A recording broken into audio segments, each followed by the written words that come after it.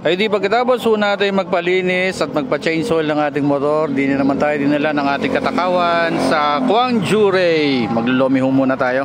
Bale, Aribaga ho ay nasa daan ng papasok papunta ng Barangay Kilo, tapos katabi lamang ho niya yung Emmanuel Food Corporation ba yun o Feed Mills. Ayan, so ito ho pala Emmanuel Feeds Production Corporation. Halos katapat lang ho niya yan dito, ang ating Gwangju Ray. Nakita natin si Boss Gwangju at syempre tayo susugod sa kanilang kusina.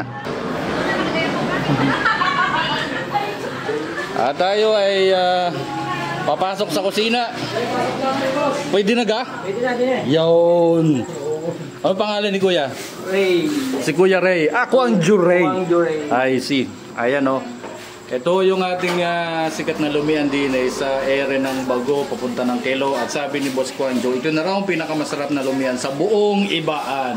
At makita ninyo, malinis ng lugar nila. Ito na. Ano nga tawag yan? Kasaba? Ayan o, nalapot-lapot na. Boss, ilan taon ka na nagluluto ng lomi? Oh ba, hindi lang 25 years. More than 25 years na ha?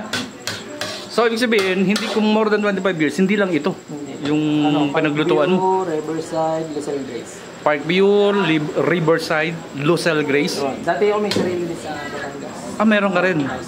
Pumunta ako sa Lucelle, Riverside. Una sa Parkview. Parkview ka muna. Okay. So, talagang magkaano kami ni Parit. mag-partner na kayo ngayon. I see. So, alam nyo ay kitang-kita naman ang kanyang experience ha.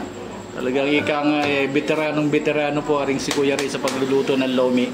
At ating titimusan kasi yung unang punta ko dito ay gisado, ay di ngayon naman ay lomi.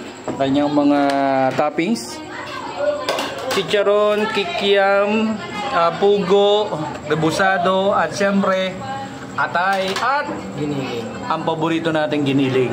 Sige nga.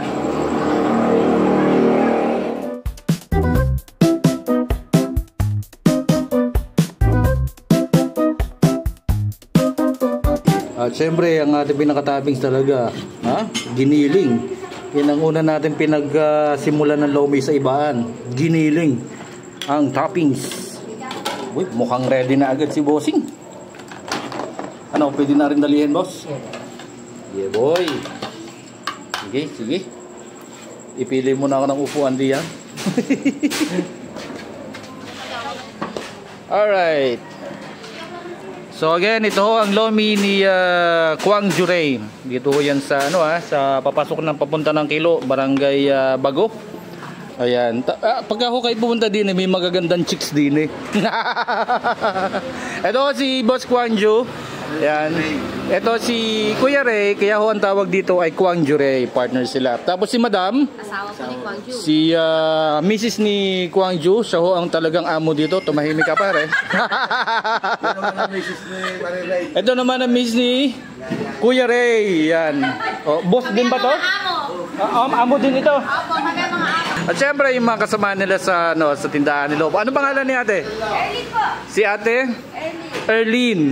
Donna. Si ate Donna at saka si Madam Cecil. Yan, kompleto yung cast nila ngayon ha. May absent ba? Wala po, Jackie. Ay, si ano? Meron pa sa loob. Madam Jackie. Yo, si Madam Jackie. Yun. At syempre, huwag kakalimutan ng ating kalamansi, sili, sibuyas. Ay, paano? Ay, siya. Ay, dyan muna kayo. Ako'y kakain muna na rin.